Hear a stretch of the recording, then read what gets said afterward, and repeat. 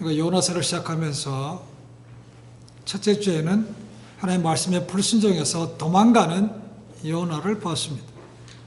두 번째는 그 도망가는 요나를 추적하시는 하나님을 보았습니다. 요나는 하나님의 얼굴을 피해서 하나님께로 가장 멀리 떨어지는 다시스로 가는 배를 탔습니다. 그러나 갑자기 풍랑이 일면서 모든 사람이 죽을 위기에 처했습니다. 그때 한 사람이 얘기합니다. 이것은 누구 죄 때문이라는 거죠. 이게 누구 죄 때문인지 알아보기 위해서 제비를 뽑자. 그렇게 얘기했고 제비를 뽑았더니 요나가 걸렸습니다. 요나는 그것을 보면서 이제는 더 이상 피할 수 없음을 알고 내 때문에 그런 것이니까 나를 바다에 던지라고 그랬습니다. 그리고 그 선원들은 인간적인 노력을 해도 불가능하니까 결국은 요나를 바다에 던졌습니다. 자, 그러면 요나가 바다에 던져져서 죽는 것으로 이야기가 끝나는가? 그러면 재미가 없죠, 그렇죠? 죽을 것 같은데 살아나는 것이죠. 그래서 도망가지만 불순종하지만 은혜를 베푸시는 하나님에 대해서 오늘 말씀 속에서 나누고자 합니다. 자, 하나님께서 요나에게 크게 세 가지로 은혜를 주셨다고 봅니다.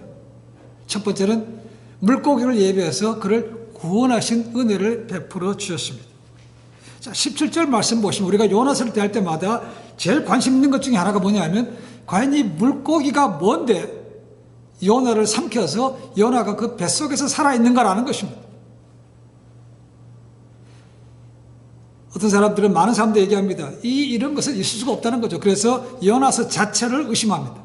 이거는 만들어낸 얘기에 불과하다는 것이죠. 그렇지만 지난주에 봤지만 요나서는 예수님께서 인용하실 정도로 요나는 확실한 시대에 살았던 사람이고 역사적으로 입증이 되는 사람입니다. 이 히브리 말로 물고기가 DAG로 됐습니다. dag. 물고기. 중요한 것은 이 물고기가 뭔가가 아니고 이 물고기가 주는 교훈이 중요하다는 것이죠. 어떤 영어 번역에는 고래라고 번역되어 있고 어떤 학자들은 얘기합니다. 이것은 고래가 아니고 큰 지중해에 살았던 상어라고 얘기합니다. 지중해에 살았던 상어가 큰 것은 7.5m가 넘는 정도로 크다고 얘기합니다. 그러나 저희가 정확한 것은 그것이 뭔지 알지를 못합니다. 요나서 주는 교훈을 생각해야 되는 것이죠. 이 기적, 큰 물고기가 삼켰는데 살았다. 이런 기적이 성경에는 참 많이 나옵니다. 성경 시작부터 그렇습니다. 그렇죠? 태초에 하나님이 천지를 창조하셨다. 말씀으로 지으셨다고 말합니다. 바다가 갈라지기도 하고 바다 위를 걷기도 하고 죽었던 사람을 살리기도 합니다. 하늘에서 불이 내려오기도 합니다. 태양이 멈춰지기도 합니다. 그리고 성을 7번 돌았더니 성이 그냥 무너졌더라. 이런 얘기가 나옵니다. 상식으로나 과학으로는 말도 안 되는 것처럼 여겨집니다. 그렇죠? 그러나 그런 것 때문에 믿지 않는 사람도 많지만 오히려 그런 것들이 하나님이 어떤 분인가를 정확하게 우리에게 알려주는 것이라고 생각합니다. 제가 종종 말씀드립니다. 창세기 1장 1절을 진짜로 믿으면 나머지 모든 것은 믿어집니다. 1장 1절을 믿지 못하기 때문에 그것은 하나님이 어떤 분이신가 전지전능하신 창조주 하나님인 것을 믿지 않으니까 뒤에 나오는 모든 기적들은 엉터리라고 얘기를 하는 겁니다. 하나님에 대한 신뢰, 믿음이 없는 것이죠. 바울은 얘기합니다. 믿음은 들음으로 난다고 말하고 있습니다. 들음은 그리스도의 말씀으로 난다고 되어 있습니다. 그렇죠? 말씀이 그렇게 하고 있기 때문에 우리가 아멘으로 믿으면 창조를 볼 수 있는 것이고 하나님 놀라운 기적도 아멘으로 받아들일 수 있는 것입니다. 그럼 하나님을 믿는 사람들은 슈퍼내추럴, 초자연적인 것에 굉장히 익숙해야만 됩니다. 당연한 것이기 때문에 그렇습니다. 그래서 많은 신학자들은 이렇게 얘기합니다. 이 물고기가 동물학적으로 이름이 무엇인지 어떤 종류인지를 찾는 것은 어리석은 생각이다. 지중해에 이런 큰 물고기가 살 수 있는지 묻는 것도 어리석은 생각이다. 중요한 물음은 이 기적이 주는 의미가 무엇인가라는 것이다. 일본의 유명한 소수의 믿는 리더십 가운데 내천 선생이라는 분이 있습니다. 그리고 목회를 할 때 젊은이들하고 사역하면서 많은 질문을 받았습니다. 성경에 보니까 많은 기적이 있는데 이 기적을 빼고는 믿을 게 없습니까? 라고 하는 질문을 자주 들었다고 말합니다. 그 질문을 들 때마다 이 내천 선생이 이렇게 대답했다고 합니다. 이보게 젊은이, 성경에서 기적을 다 빼버리면 성경에 남는 것은 딱 두 가지밖에 없네. 성경에 이쪽 뚜껑과 저쪽 뚜껑만 남네. 왠 줄 아는가? 보게나 창세기 1장 1절은 어떻게 시작되는가? 태초에 하나님이 천지를 창조하실 때 아무것도 없는 상태에서 우주를 창조하시지 않았나? 그것이 기적이 아니고 무엇인가? 그리고 성경의 마지막 페이지에는 주님께서 구름을 타고 영광 중에 온 천하를 심판하시기 위해서 다시 오신다고 말하고 있는데 이것도 기적이 아닌가? 기적을 수용할 수 없는 사람은 창세기부터 계시록까지 어떤 메시지도 받아들이지 못하네. 자연을 뛰어넘는 초자연적인 하나님을 바라보는 안목을 가진 사람만이 하나님을 볼 수가 있네 라고 했다. 그렇습니다. 그 창조주 말씀으로 세상을 지으신 하나님은 지금도 살아계시고 지금도 우리 주변에서 일하고 계십니다. 그리고 우리가 상상할 수 없는 방법을 통해서 지금도 일하는 것입니다. 이런 하나님께서 요나를 훈련시키기 위해서 지금 중대한 일을 하고 계신 거죠.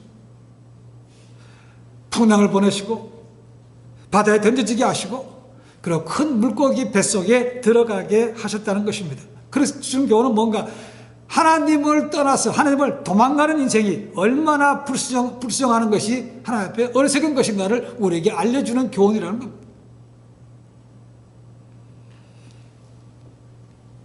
물고기를 통해서 불순종했던 요나에게 구원을 허락하신 것이 첫 번째 은혜이고 두 번째는 요나를 하여금 기도하게 하신 은혜입니다.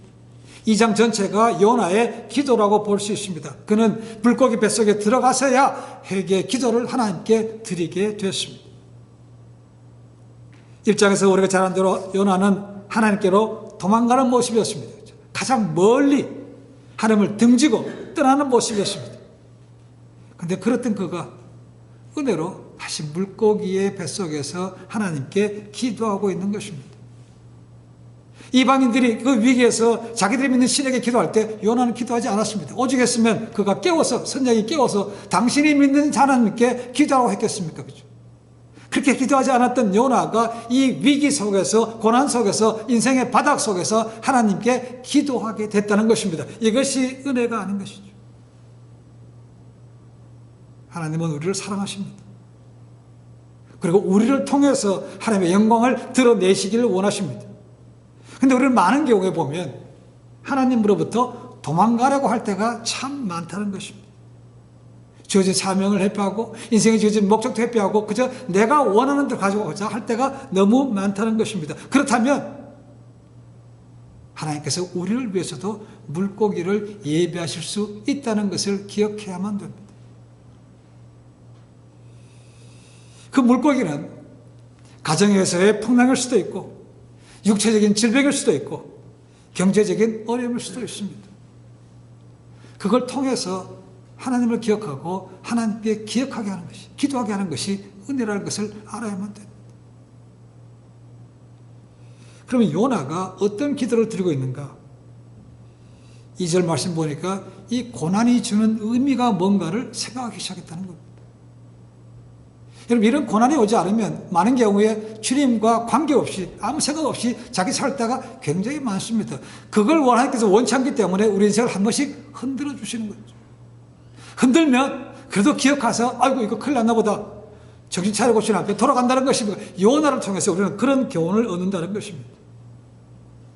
모름지기 우리 믿음의 사람이라면 우리 앞에 다가온 고난을 그냥 흘려버리면 안 되는 거죠. 그렇지만 고난이 반드시 나의 실수로 온 것으로 인한 것은 아닐 수 있습니다. 그렇지만 한번 주님과 이 고난의 의미가 뭔가를 생각해 본다면 우리는 영적으로 다시 한번 한 단계 점프할 수 있는 것은 분명합니다. 요나가 물고기 뱃속에서 기도했던 것처럼 우리 인생에서도 어떤 삶의 풍파가 오면 먼저 기도부터 해야 됩니다. 이 요나 기도 속에서 우리는 기도의 세 가지 원칙도 볼 수 있습니다. 첫 번째, 이 징계라는 것은 모두에게 온다는 겁니다. 징계가 없으면 저 믿음의 사람이 아니라고 볼 수 있습니다.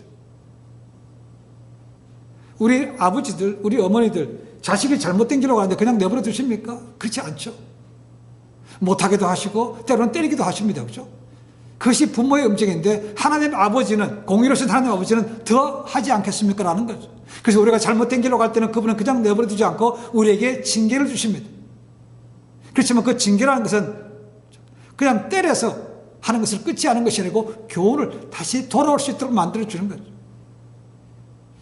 히브리 저자가 얘기하죠. 징계는 다 받는 것이거늘 너희가 없으면 사생자요 참 아들이 아니라고 말합니다. 징계는 누구에게 다 옵니다. 두 번째, 징계는 아픕니다. 그죠? 여러분, 징계를 줄 때 그냥 대충 하면 그 중요한 징계의 의미를 깨닫지 못합니다. 뭐 설렁설렁 해도 괜찮네 뭐. 이 정도쯤이야. 이렇게 생각할 때가 많다는 거죠. 아플 정도로 때려야 이렇게 하면 안 되는구나 느낄 때가 많다는 것이죠. 그래서 징계는 아프다는 것입니다. 그리고 징계는 깨달으면 그것이 복이 된다는 겁니다. 물론 깨닫지 못하면 아무런 의미가 없는 거죠. 하나님께서 뭐라 오라고 징계 주는데 그걸 깨닫지 못하고 자기 마음대로 가면 결국은 아무런 의미가 없죠. 하지만 이걸 깨달은 사람은 아까 말씀드렸듯이 신앙이 자랄 수밖에 없고 더욱더 인생이 하나님을 중심으로 하나님을 바라보는 삶이 된다는 것입니다. 그래서 우리가 성경적으로 본다면 고난이 복이라고 말하는 거죠. 그러나 그걸 깨닫지 못하는 사람은 고난 당신이라 하시오. 성숙한 자란 말이 영적으로 깨있는 자만이 이 고난을 복이라고 생각할 수 있습니다. 이 고난의 의미를 깨닫지 못하면 다 남 탓이죠. 자기 탓으로 보지 않습니다. 자기 모습을 보지 못합니다. 다 남한테 돌리는 것이고 어디 가든지 불화와 분쟁을 일으키게 됩니다. 내 탓이오가 아니고 다 남 탓이오라는 거예요. 그래서 징계의 의미를 정말로 모르는 영적으로 아주 애와 같은 그런 삶이라고 볼 수 있습니다. 요나가 그런 징계를 통해서, 고난을 통해서 자기 자신을 돌아보고 자기 자신을 돌아보면서 하나님께 기도하고 있다는 것이 정말 기적 같은 것입니다. 오늘날에도 요나처럼 물고기 뱃속에 들어가지 않으면 기도하지 않는 요나가 얼마나 많은지 모릅니다. 우리는 생각합니다. 하나님 우리에게 모든 걸 다 평하게 하시지만 하나님 잘 믿을 겁니다. 그렇습니까? 그렇지 않던데 보니까요. 형통하고 나니까 처음에는 그럴지 모르지만 조금 시간이 지나고 나면 하나님을 찾지도 않습니다. 관심도 없어요. 그래서 하나님께서 한번 우리 인생을 흔들어 주시는 것이 감사한 거죠. 어떻게 보면 요나가 지금 그런 삶을 살고 있는 거죠. 요나의 기도 속에서 또 생각할 수 있는 것은 기도의 몇 가지 원칙입니다. 기도는 하나님께 드리는 것이죠. 하나님께. 기도를 받으시는 분은 하나님입니다. 그렇죠? 그래서 반드시 하나님께 기도하는 것이죠. 그걸 하나님께 기도한다는 것은 기도할 때 자기가 죄의식, 하나님 앞에서 거룩하신 하나님 앞에 있고 나는 죄인이라는 것은 의식을 가지고 기도해야 된다는 것입니다. 그렇지 않다면 교만한 기도가 됩니다. 세리의 기도 가시죠. 그죠? 서가지고 하늘 향해서 고개를 바짝 들고 큰 소리를 외칩니다. 나는 저 세리와 같지 않습니다. 모두 내고 이렇게 자기 자랑만 합니다. 그죠? 그런 기도는 하나님께서 기뻐하지 않습니다. 오히려 고개를 푹 숙이고 하늘을 우러러보지 못하는 세리의 기도를 기뻐 받으셨다고 했습니다. 죄의식을 가지지 않고 드리는 기도는 아무런 의미가 없다는 것이죠. 하나님께 올려드립니다. 죄의식을 가지고 기도해야 됩니다. 그리고 세 번째로는 주님의 이름으로 드려야 된다는 겁니다. 구약시대는 그런 거 없지만 하나님께 기도드리면 끝이지만 신약시대 있는 사람들은 예수님의 이름으로 드립니다라는 것이 반드시 들어가야 됩니다. 왜요? 예수님을 믿어서 우리가 하나님의 자녀가 되기 때문에 그렇습니다. 예수를 믿으면 우리가 하나님의 자녀가 되죠. 그러니까 하나님을 감히 아버지라고 볼 수 있는 거죠. 그래서 아버지 기도합니다. 그리고 뭘 때문에요? 예수님의 이름으로 기도합니다라는 것이죠. 그렇지 않으면 하나님과 관계가 없는 거죠. 그렇죠? 이것이 가장 원칙이 나옵니다. 자, 요나가 기도할 때 야훼의 하나님께 기도한다고 했습니다. 야훼. 히브리 말로 야훼입니다. 영어로 보면 YHWH라고 되어 있습니다. 읽기는 야훼라고 부릅니다. 우리는 여호와라고 얘기합니다. 여호와. 영어로는 Lord입니다. 하나님은 엘로힘이고 가시라고 번역되어 있지만 여기 여호와라는 것은 야훼입니다. 이 야훼라는 말이 처음으로 쓰인 것이 어딘가? 출애굽기 3장에 나옵니다. 하나님께서 시내산에서 모세를 부르실 때 썼던 단어입니다. 하나님께서 모세를 보내시고 너 고통받는 내 민족을 이끌어내라고 말합니다. 애굽에서. 근데 모세가 목자로 지내면서 내가 누군데 갑니까? 창피해서 못 갑니다. 능력도 없습니다. 라고 이리저리 핑계를 댑니다. 그 중에 하나가 뭐였습니까? 아니, 가서 누가 보내서 왔다 그럽니까? 라고 얘기합니다. 하나님께서 나는 스스로 있는 자라고 말합니다. 어제도 있었고 오늘도 있고 앞으로도 영원한 자다. 그 의미가 야훼입니다. 영원하신 하나님이라는 것이죠. 요나가 이 야훼의 영원히 계신 하나님께 기도하고 있는 겁니다. 예레미야서 29장 12절 13절에 보면 이런 말씀이 있습니다. 너희는 내게 부르짖으며 와서 내게 기도하면 내가 너희를 들을 것이요 너희가 전심으로 나를 찾고 찾으면 나를 만나리라고 하십니다. 예레미야서 33장 3절도 똑같은 말씀입니다. 그래서 어떤 사람들은 천국의 전화번호가 제레마야 333이라고 얘기합니다. 부르짖으면 그분이 응답하신다는 거죠. 요나가 고난 중에서 하나님께 기도하는 것이 큰 은혜였습니다. 그리고 4절 말씀 보니까 이렇게 합니다. 요나가 내가 주의 목전에서 쫓겨났을지라도 다시 주의 성전을 바라보겠다고 얘기합니다. 그래서 중요한 단어는 저는 다시라고 봤습니다. 다시. 전에는 그랬는데 옛날에는 그랬는데 하지 않았다는 겁니다. 근데 이 고난을 통해서 다시 하나님을 바라보겠습니다라는 것입니다. 그 말은 뭡니까? 다시 주님의 말씀을 보겠습니다. 다시 헌신하겠습니다. 다시 섬기겠습니다. 다시 기도하겠습니다라는 그 말이죠. 그럼 우리가 요나처럼 그런 어려움을 당해서만 주님을 기억하고 기도해야 되겠습니까? 그거 원하십니까? 그렇게 원치 않을 겁니다. 그렇죠? 고난 당하지 않고도 그렇게 잘할 수 있으면 얼마나 좋겠습니까? 하나님께서 하시는 것도 그걸 원하신 거예요. 근데 그거 되기 전까지 그 중요한 것을 깨닫지 못하고 지날 때가 너무 많다는 거죠. 여러분, 부족함이 없으면 하나님을 찾을 일이 별로 없습니까? 별로 안 찾을 거요. 그래서 뭔가를 부족하게 하시고, 뭔가를 잃어버리기도 하시고, 뭔가를 아파보기도 하시고, 뭔가 관계가 나빠지기도 하시는 거죠. 그럴 때 기억하시고 하나님께서 들으시고 하나님께서 역사하신다는 것입니다. 그래서 기도하라는 것입니다. 하나님께서 요나의 생명을 구해주는 은혜고, 두 번째는 기도하게 하신 것도 은혜고, 세 번째는 요나라 하여금 감사하게 하셨다는 겁니다. 감사. 기도하지 않았는데 감사가 나오겠습니까? 하나님을 생각하지 않았는데 감사가 나오겠습니까? 안 나옵니다. 한 해 1월 달부터 생각해 보지 않으면요, 감사 제목 기억나지 않습니다.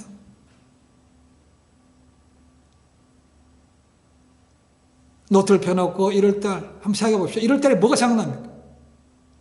별로 남아있을 것 같습니까? 좋은 것들 별로 기억나는 게 없습니다. 마음에 안 들고 어렵고 뭐가 시끄러운 것이 있어야 그때 그 사건이 있었지라고 기억하기 쉽게 해석됩니다. 근데 그때는 이해가 안 됐습니다. 근데 지금 와서 보니까 그게 그렇게만 한 것도 은혜네. 그래서 감사할 수 있는 것입니다. 그래서 시간을 내서 생각해보지 않으면 감사가 안 나옵니다. 요나가 물속에 뺏어가서 아무것도 없습니다. 깜깜한 그곳에서 부르짖은 것은 하나님밖에 없다는 거죠. 그럼 하나님이 무소부지하시고 전지전능하신 분임을 그때서야 깨닫는 것입니다. 그분이 나를 불렀는데 내가 반대로 도망갔다는 것입니다. 근데 살려주셨다는 겁니다. 하나님 앞에 감사한 것이죠. 그래서 다시 하나님 앞에 서원도 하는 것입니다.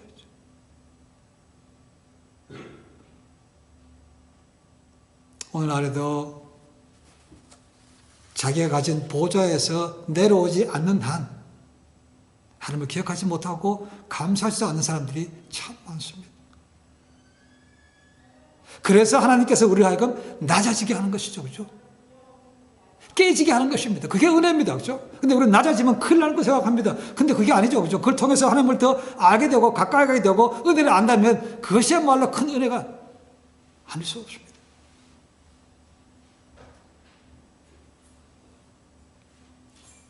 요나가 그 뱃속에서 기도하면서 무슨 미사여구를 썼겠습니까? 남들에게 잘 보이기 위해서 이런 말 좋은 말 갖다 붙였겠습니까? 전지전능하시고 무소부재하신 하나님, 창조전 영영의 하나님, 보좌에 앉으신 하나님, 이렇게 하지 않았을 겁니다. 원색적으로 하나님 좀 살려주십시오. 하나님 이번만 살려주시면 자, 하나님 앞에 다시 헌신하겠습니다. 이렇게 하지 않았겠습니까? 그죠? 기도가 원래 그런 것입니다. 그게 하나님께서 기뻐하신 기도입니다. 이것저것만 감추고 이것 떼고 저것 떼고 하는 것이 아니고 있는 모습 그대로, 아프면 아픈 대로, 싫으면 싫은 대로 하나님 이렇습니다라고 할 수 있는 것이 기도가 되는 것이죠. 저절로 나옵니다. 그죠? 아프면. 근데 그걸 조금 지나고 나면 이게 은혜라는 것을 깨닫게 된다는 것입니다. 근데 감사하죠.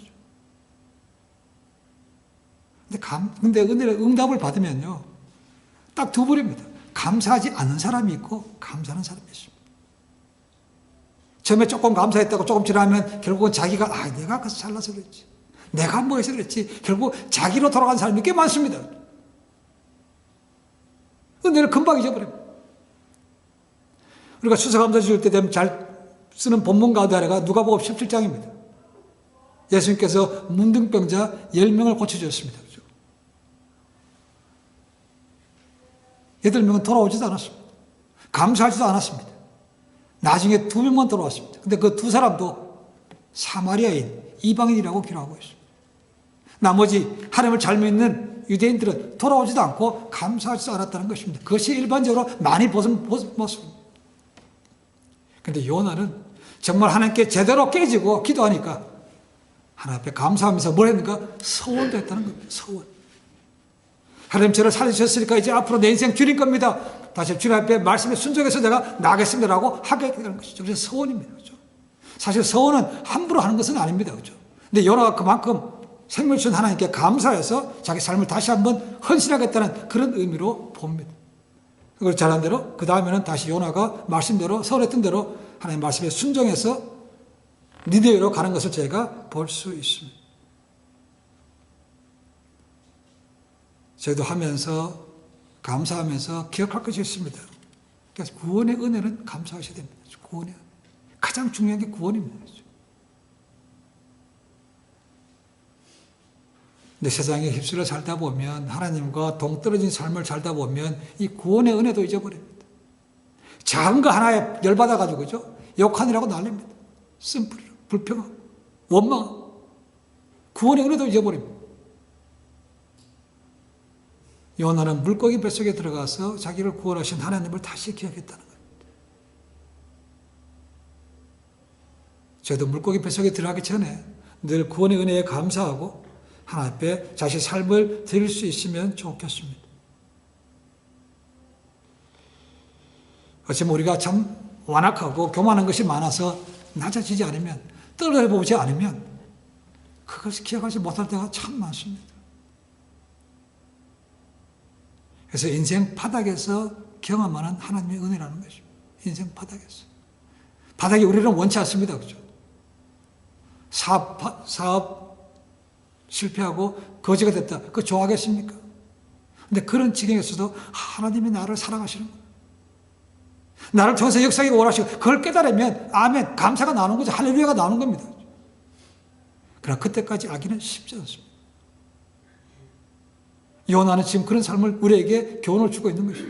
우리를 하여금 나같이 되지 말고 당신들이 미리미리 해서서 하나님 앞에 쓰임 받으십시오라고 우리에게 얘기하고 있는 것이죠. 그걸 아는 게 중요한 것이지 물고기가 뭐야, 고래야, 상어야, 이게 중요하지 않다는 것입니다. 요나가 이 모든 과정을 잘 통과하고 나니까 그 다음에 하나님께서 뭐라고 합니까? 물고기에게 토하라고 하셨다는 겁니다. 물고기에 토하라. 이 교훈을 깨달았다는 것입니다.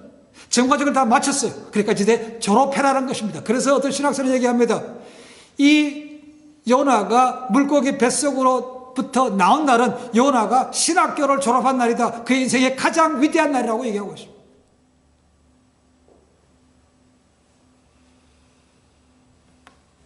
요나는 그곳에서 하나님의 존재를, 임재를 깨달았습니다. 하나님이 어떤 분이라는 걸 깨달았습니다. 기도를 배웠습니다. 하나님의 교제를 깨달았습니다.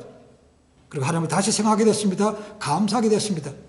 이것이 교훈했다는 것이죠. 마치고 나니까 이제 하산하라, 졸업해라. 그래서 다시 햇빛을 보게 됐습니다.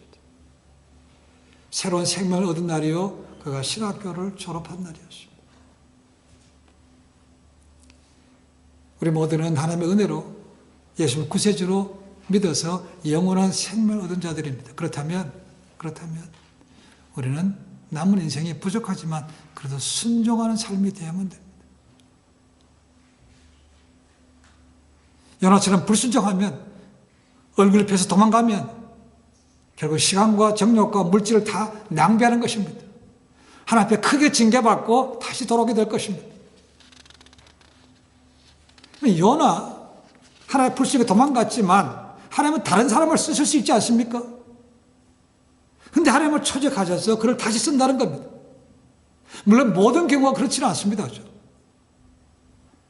어떤 사람 배반하면 그 배반한 대로 그냥 내버려 두는 것이죠. 우리 사는 대로 가룟유다가 그랬습니다. 그렇죠?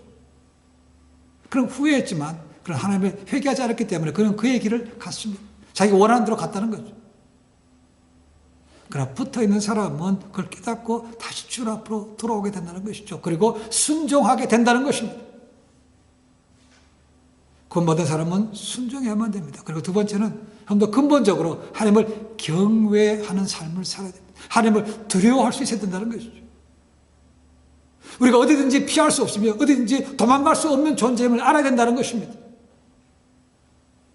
그래서 하나님 앞에 도망가면 안 되는 거니까 하나님 앞에 늘 두려운 삶으로 경외하는 삶을 살아야 좀 더 본질적으로 하나님께서 기뻐하시는 삶을 살 수 있는 것이죠. 하나님이 두렵습니까? 하나님을 무서워하십니까? 우습게 보지는 않습니까? 필요할 때 되면 뚝딱뚝딱 하시는 그런 분들을 생각하지는 않습니까? 아닙니다. 순종하셔야 되고 하나님을 경외하는 삶을 살아야만 됩니다. 그렇지 않다면, 그분이 우리를 사랑하신다면, 우리가 믿음 안에 거한다면 우리를 쳐서라도 두 손 들고 주님 앞에 나오게 하실 겁니다. 그것도 은혜라고 생각하셔야 되는 거죠. 영원히 내어버려 두는 걸 당하는 것보다 그래도 맞고 중상이 돼서라도 주님 앞에 나와서 구원받는 것이 훨씬 좋지 않습니까?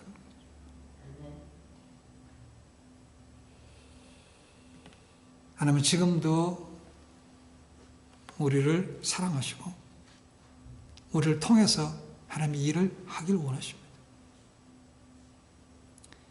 우리가 요리조리 피하는 만큼 하나님의 역사가 미뤄지는 것이죠. 아니면 이제 나는 버림받고 다른 사람을 통해서 하나님께서 대신 그 일을 하게 하실 수도 있습니다. 근데 그렇지 않은 것이 감사한 거죠. 이제 너는 저 뒤에서 이제 쉬어라. 이제 끝이다. 이렇게 하지 않는 것이, 또 주님 앞에 쓰임받는 것이 얼마나 큰 영광인지 모릅니다. 한번 잘 생각해 보십시오. 뒷방에 밀려앉아 있는 게 좋습니까? 그렇지 않을걸요.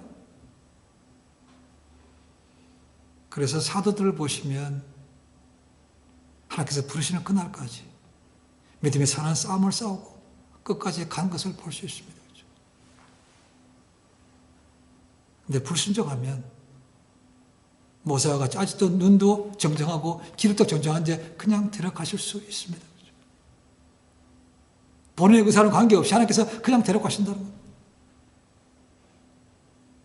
하나님은 경외하라 그랬죠. 그죠? 하나님 무섭습니다. 하나님 없이 자비롭기도 하지만 굉장히 단호하기도 합니다. 그죠? 사람들은 모세 한 번 실수했는데 그냥 데려가신 거 보십시오. 엘리야도 마찬가지였습니다. 나 좀 죽여주십시오 할 때 하나님께서 그래 후계자 세워. 그런데 후계자 세워지니까 그냥 들어가셨습니다. 하나님은 지금도 우리와 동행하시고 우리에게 하나님과 더 깊은 관계를 맺기를 원하십니다. 이 교제가 얼마나 중요한지 모릅니다. 사람과의 교제도 중요한 거지만 하나님과의 교제가 첫 번째입니다. 이 수직 관계가 되면 수평 관계는 저절로 됩니다. 수직 관계가 어려우면, 하나님과의 관계가 어려우면 수평 관계도 어렵습니다. 누구라도 하나님 앞에 나와서 하나님 이렇게 부족합니다라고 고백하면 하나님께서 오히려 그의 믿음을 보시고 이렇게 세워주시고 하나님의 영광을 드렸는데 귀한 일에 쓰임받게 하십니다. 아직도 우리를 기다리시고 우리 불러주신 하나님을 기억하셔서 남은 생에 다시 한번 주님 앞에 다시 헌신하셔서 하나님을 기쁘게 해드리고 큰 칭찬과 상급받는 그런 삶이 되시기를 주님을 간절히 축원해 드립니다. 기도하겠습니다.